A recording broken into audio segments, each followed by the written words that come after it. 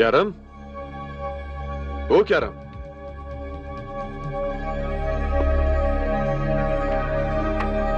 Karim.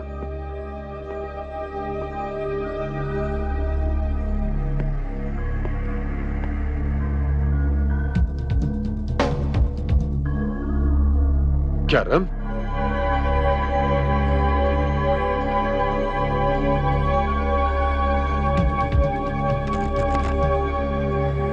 Ha, bu o'sha va'da qilingan pul. Lekin uni bo'lib bo'lmaydi.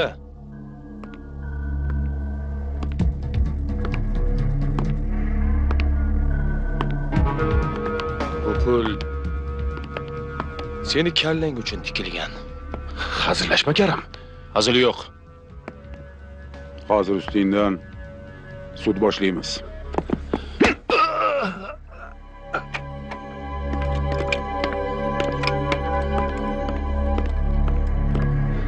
Nima qilganinglar bu?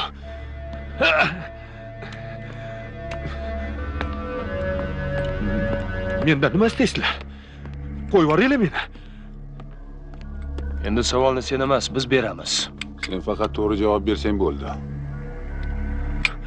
Agar ovozing balandroq chiqargudek bo'lsang, o'taman. Boshladikmi? Boshladik. Sen ko'chada qolib ketgan paytingda Bahromning ota-onasi seni o'z bag'riga olganmidi? O'sha xonadonning non tuzini yeb katta bo'lgansan-a?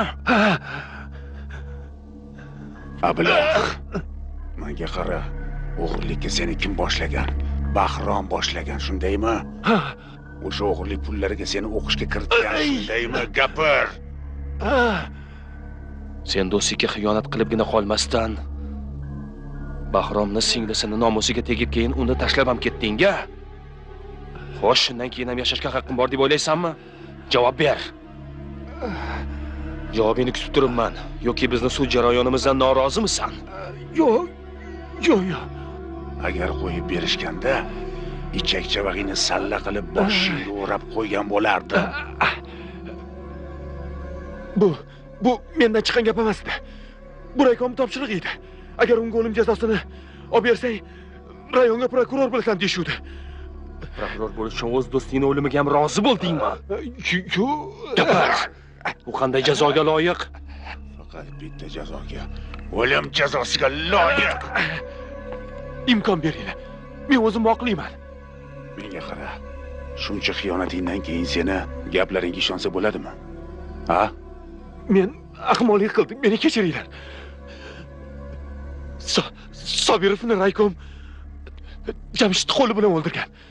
Avval boshda bu ishni Bahromga yuklatishuvdi. Bahrom yo'q degandan keyin raykom unga dushman bo'lib qoldi.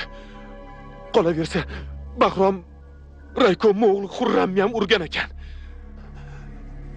Yaxshi. Bo'ladi. Shuni o'zi ham yetarli. Karim. Endi gap bunday. O'zimizni savollarni o'chiramiz-da. Tozalab raykomga kassetini olib borib beramiz. Bir hafta ichida Bahromni qo'yib yuborsa qo'yib yubordi. Qo'yib yubormasa prokuraturaga, kerak bo'lsa SEKga ham olib borib beramiz. Agar sotganimni bilsa, u meni sog' qo'ymaydi.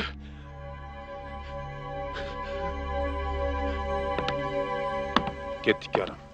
Og'aynilar, shafqat qilinglar.